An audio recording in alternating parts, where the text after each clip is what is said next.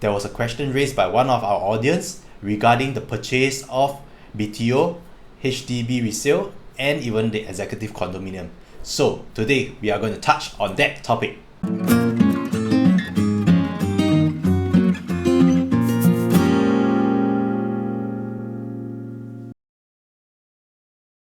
Hi everyone, welcome back to yet another episode of CLRE Rest, the Real Estate Small Talk series. I hope everyone is coping well with their work from home situation, and a huge shout out to all our medical staff and frontliners. Thank you so much for your contribution during these difficult times.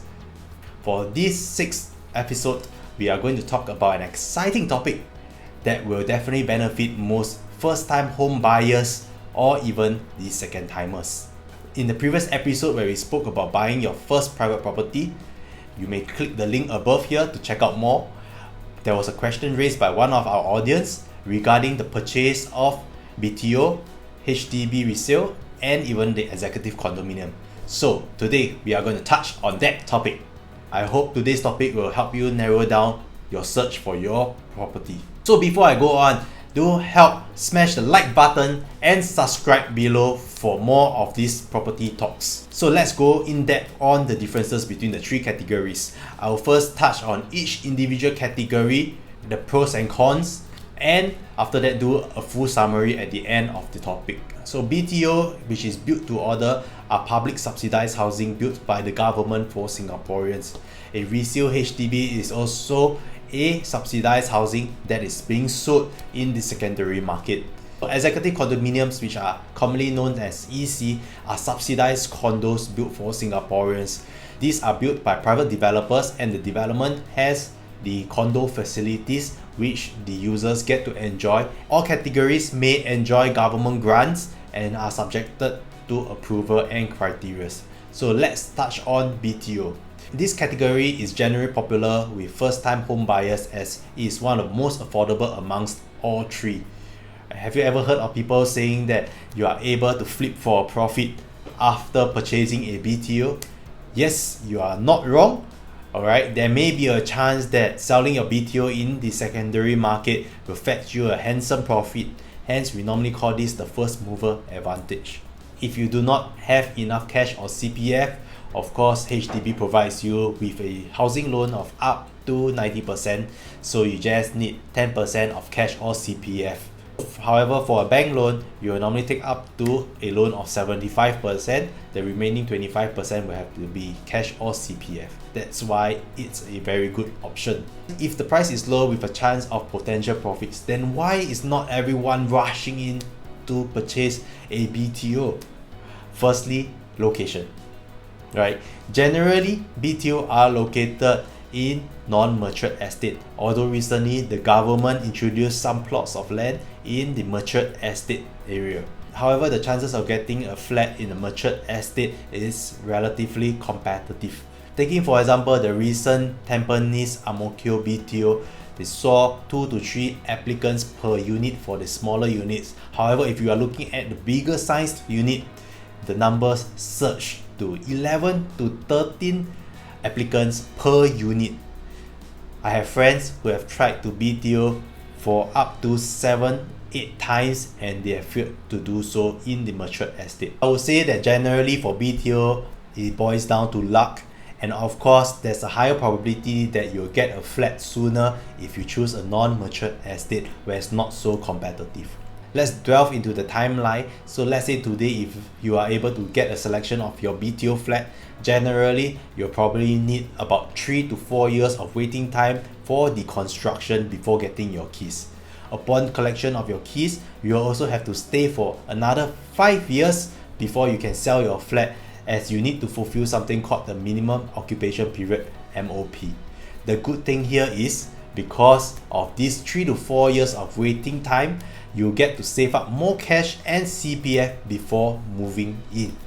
However, if you are looking to sell your property or buy another investment property in the pipeline, you can only do so after the MOP period, which in total is about 8 to 9 years. 3 to 4 years for the construction and another 5 years for the minimum occupation period. For renovations, do bear in mind BTO is a blank canvas, so you will definitely have to do extensive renovation, which includes the flooring, the carpentry, the kitchen, the toilets, and etc. So you incur renovation costs which could possibly go up to 50, 70,000 or even more depending on your renovation choices. Assuming if you were to purchase a 4-room BTO for 450,000, do bear in mind that the overall cost including renovation could go up to at least 500,000 or more. Now let's touch on the resale HDB market. You are purchasing a property in the secondary market. Alright, the advantage of this is the timeline. A normal completion process will normally take about 3 to 4 months before you are able to collect your keys. And of course, you will also be able to select the location of choice that you want to stay in. Perhaps it could be near your parents or near to your workplace. In terms of grants, you will be able to get up to $160,000 worth of grants depending on the criteria. So for resale properties, it's definitely a fantastic choice for buyers who wants to move in immediately and would like to have the choice of choosing their location. Obviously, for a resale property, you do not get a fresh lease of 99 years. Do check out how old the property is and what is the tenure that is left, because this remaining tenure of the property will affect your CPF usage and loan, especially for the much older HDB that is left with 60 or even 50 years. In terms of price appreciation, in general, this is limited, one of the least profitable choices amongst all three. Why I say so? Back to what I mentioned previously, the first mover advantage. The seller who is selling the property to you would have the first mover advantage of buying a BTO and reselling his unit to you at a higher price. For example, if a seller purchased a property at 450,000 during the BTO exercise, after the minimum occupation period, they would possibly want to sell their property at, let's say, $700,000. Why is there a limitation for appreciation? After you purchase this particular property at 700,000, you will also have to fulfill a 5 years MOP. So let's say you were to sell the property 5 to 10 years later down the road, the first timer owners of the estate, which are also your neighbors who previously bought their property directly from HDB, they will still make a decent profit selling their property at any amount lower than your future asking price, or they may even sell at $700,000 which you previously purchased. You will probably have to wait for them to sell their property first before you can achieve your desired pricing. Next, renovations. If you're getting an older HDB, you'll probably need to do quite a lot of renovations, such as hacking of walls, flooring, new cabinets, new toilets, and etc. So do remember to factor all these costs. Alternatively, you may get a newer renovated HDB flat, but do also bear in mind that the seller may also factor in all his renovation costs into the selling price. And also chances are you will also need to do some renovations to your liking. For HDB resale, you will also have to fulfill the MOP period of 5 years. So resale HDB are good for buyers who wants to move in immediately for homestay. Now let's touch on EC. ECs are condos that are built by private developers and being sold to Singaporeans at a subsidized rate. Typically, ECs are 10 to 20% cheaper than private condos in the area. You basically also get the same full condo facilities. For ECs, only bank loan is allowed, which also means that you need to have 25% down payment in cash or CPF. Being in higher quantum range, your stamp fees and legal fees will naturally also be higher too. So then why are so many buyers rushing into buying an EC? Well, you can also call this the live and earn concept. If you are planning to upgrade to a condo in the future, then EC provides the best of both worlds. You get to purchase and enjoy full condo facilities at a fraction of a private condo price. Although for ECs, you have to fulfill the MOP period of 5 years, after which you may be able to sell this EC to Singaporeans or PR. After the 10th year mark, it becomes fully privatized, which also means that you can sell it to anybody, which includes foreigners, and realize the whole full potential of the condominium. The price gap between an EC and private condo after privatization narrows significantly.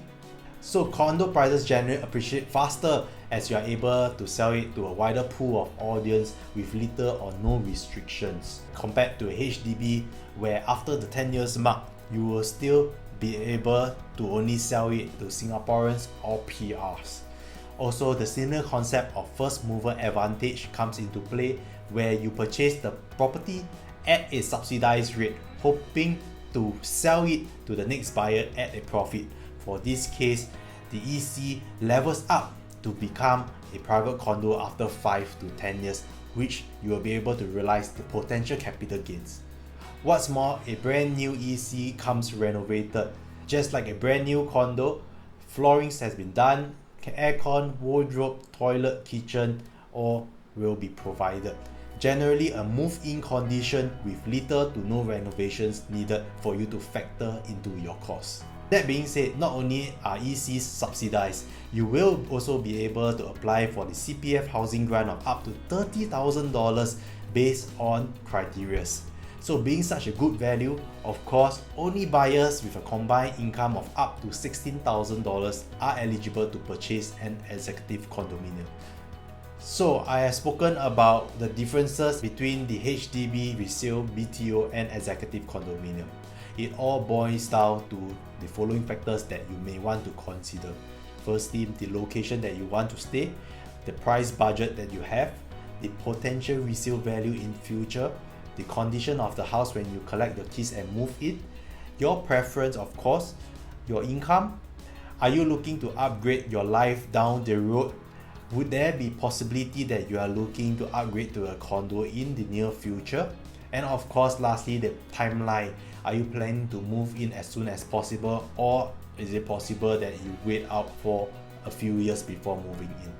If you are a buyer who is looking to move in immediately or would like to have a choice of selecting the location, then of course resale units will definitely be the best option for you.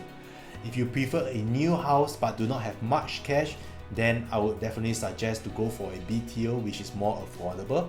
But if you have an intention of upgrading your lifestyle down the road with little to no renovation costs and have the capability of investing more capital into a property with a potential capital appreciation, then you may want to consider executive condominiums. Of course, it all boils down to individual circumstances and preferences. So we have come to the end of this episode. We hope it has been helpful for you. Do remember to smash the like button and subscribe below to our channel for the next episode. See you and take care. Thank you.